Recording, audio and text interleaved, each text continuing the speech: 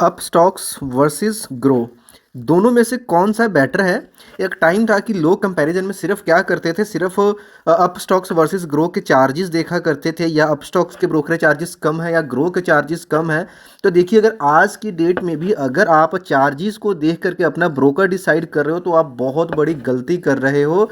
क्योंकि ध्यान से इस चीज़ को समझना कि मैंने काफ़ी लंबे समय तक ज़ेरोधा का, जो कि नंबर वन ब्रोकर माने जाने वाला डिस्काउंट ब्रोकर को यूज़ कर रहा था, लेकिन हाल फिलहाल में आपने देखा होगा मेरे रिसेंट वीडियोस में कि मैं यहाँ से शिफ्ट होकर के अप स्टॉक्स की तरफ चला गया, अपनी इन्वेस्टमेंट को अप स्टॉक्स में करनी स्टार्ट कर दी। ओके, बट स्टिल जो ग्रो था, काफ़ी लोगों के माइंड में थी कि सारा कुछ जीरो है, मतलब यहाँ पे कोई भी चार्ज नहीं है, कुछ भी नहीं है। बट अभी ऐसा कुछ भी नहीं है। अगर सिर्फ चार्जेस की वजह से आप ग्रो को यूज़ कर रहे थे तो पहले भी आप गलत थे, सिर्फ चार्जेस मैटर नहीं करता। लेकिन अगर बात कर लूँ, अगर हम ग्रो को अगर अप स्टॉक्स के साथ कंपैरिजन करें तो भाई अप स्टॉक्स से ग्रो महंगा हो चुका है आज की डेट में, लेकिन लोगों को पता नहीं है।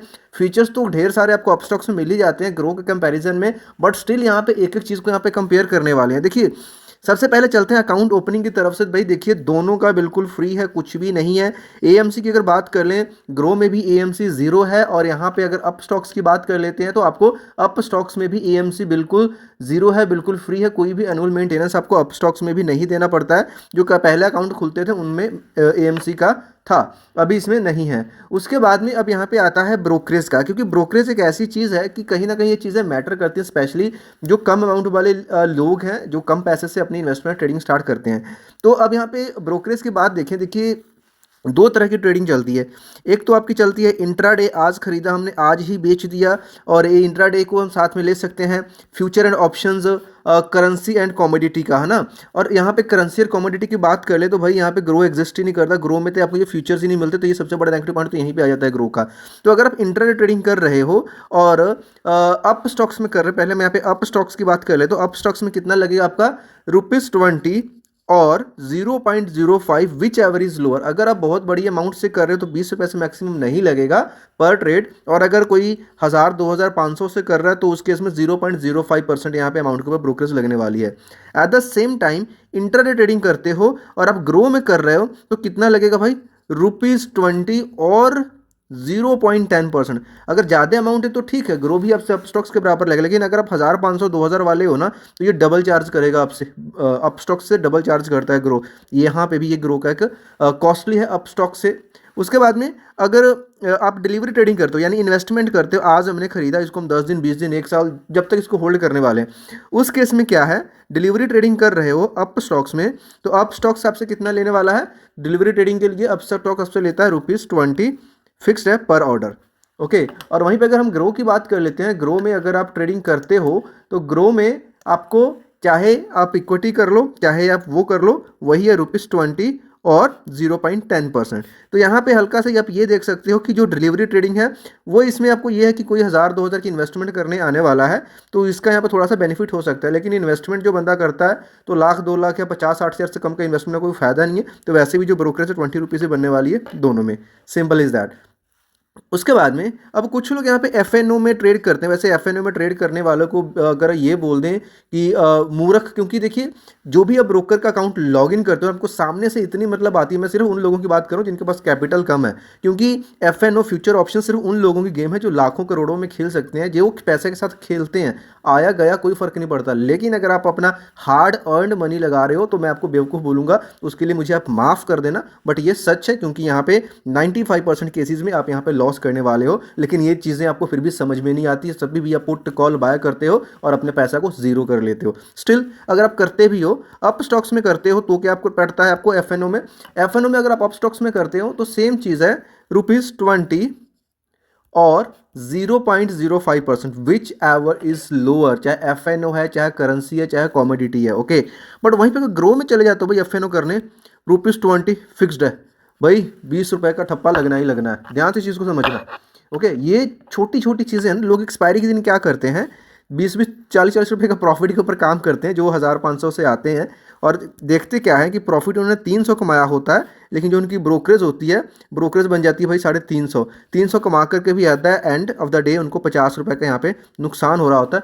तब वो माथे पे हाथ मारता है, ये क्या हो गया, अभी हमने प्रॉफिट से ज़्यादा ब्रोकरेज दे दिया ना। तो तभी ये चीज़ें काफ़ी मतलब वायरल कमेंट्स होते हैं कि हाँ, प्रॉफिट से ज़्यादा चीज़ें ब्रोकरेज में चली जाती हैं। ओके, या फिर बहुत ज़्यादा quantities entry exit entries kind of scalping कर रहे हो तो भी ये चीज़ें आपको देखने को मिलती हैं। फ्यूचर एंड ऑप्शंस को कवर कर लिया, इक्विटी को, इंट्राडे को, सभी चीज़ों को हमने कवर कर लिया, एएमसी वगैरह को भी हमने कवर कर लिया। तो ये तो कुछ ऐसे चार्जेस हैं जो कि हर ब्रोकर से ब्रोकर टू ब्रोकर ये वेरी करते हैं और ये आपके चार्जेस को अच्छा खासा यहाँ पे क्या करते हैं, एक्सपेंड कर देते हैं, बढ़ा देते हैं। लेकिन अब इसके अलावा कुछ और चार्जेस हैं जैसे कि रेगुलेटरी एंड स्टैट्यूटरी चार्जेस। तो भाई इनका क्या है, किसी ब्रोकर में चले जाओ ये आपको पे करने पड़ते हैं। लेट्स से यहाँ पे कुछ इंपॉर्टेंट चार्जेस की बात कर लेते हैं। STT, securities transaction tax. अगर आप इंट्राडे कर रहे हो, ये दोनों ब्रोकर के लिए सेम है, इंट्राडे कर रहे हो तो आपका 0.025% लगेगा सेल साइड के ऊपर, और अगर डिलीवरी ट्रेडिंग कर रहे हो तो आपका लगेगा 0.1% बाय प्लस सेल। बाय करोगे तो भी लगेगा, सेल करोगे तो भी लगेगा।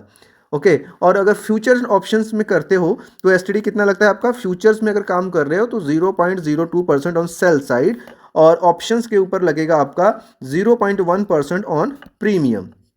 ओके, इसके अलावा स्टैंप ड्यूटी है 0.003% है, डिलीवरी में 0.101% है, ये इग्नोरेबल, इसको इग्नोर कर सकते हैं। एक्सचेंज के ट्रांजैक्शन चार्जेस भी बन जाते हैं अगर अमाउंट बड़ी है तो कितना लगता है, अगर इक्विटी में आप काम कर रहे हो तो एनएससी का है 0. ट्रांजैक्शन चार्जेस 0.00297%, इंट्राडे के लिए भी है और सेम आपका डिलीवरी के लिए भी है। वहीं पे अगर आप बीएससी में करते हो बॉम्बे स्टॉक एक्सचेंज के ऊपर तो आपका 0.00375% है। अगेन कम है लेकिन ये ज़रूरी था बताना।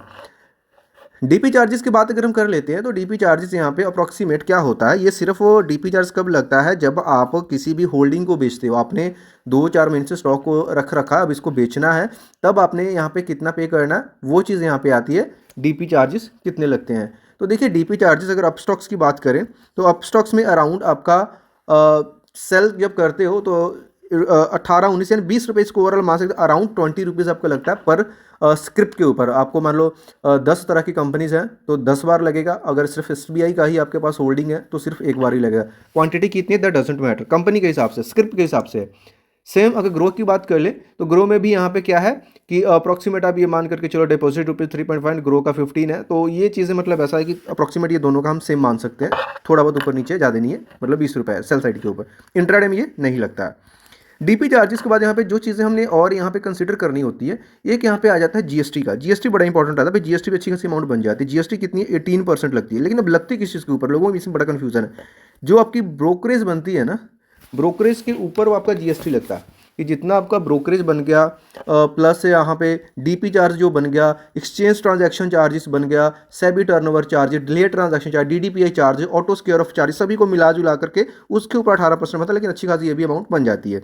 और स्क्वेयर ऑफ का चार्ज क्या मतलब है, मान लीजिए आपने इंट्राडे ट्रेडिंग ली, जैसे कि आपको पता है इंट्राडे में आज खरीदा तो आज ही आपको बेचना है, किसी में 3:20 का टाइम है, किसी में 3:15 का टाइम है। अगर आप इस टाइम पे नहीं एग्जिट करते हो तो जो आपका ब्रोकर है खुद ब खुद आपके पोजीशन को स्क्वेयर ऑफ यानी कि एग्जिट कर देता है, प्लस आपको यहाँ पे ₹50 की यहाँ पे पेनल्टी डाल देता है। ऑलमोस्ट सब में जो ये पेनल्टी जो है ये ₹50 के अराउंड ही है। तो कुल मिला के हमने सभी चार्जेस को देखे। और फीचर्स की बात करें तो देखिए फीचर्स में पहली बात तो आपको ग्रो में आपको सेगमेंट्स ही नहीं मिलते हैं, तो फीचर्स को कंपेयर करना भी अगेन कुछ ज़्यादा बेनिफिशियल नहीं है।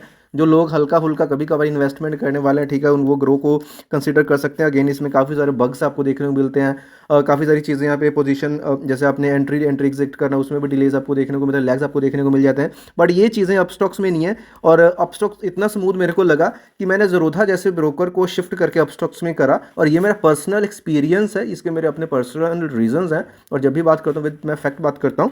तो आज की वीडियो में सिर्फ हमने अपस्टॉक को ग्रो के साथ कंपेयर करा है, तो अपस्टॉक्स यहाँ पे देख सकते हैं कि सही लग रहा है मेरे को। बाकी दोनों में से फाइनल जो मेरी रिकमेंडेशन आपको वीडियो के डिस्क्रिप्शन में बता दूंगा, और अगर आपके लिए साथ जो भी बेस्ट डीमैट ब्रोकर है ना उसका लिंक भी आपको डिस्क्रिप्शन में मिल जाएगा।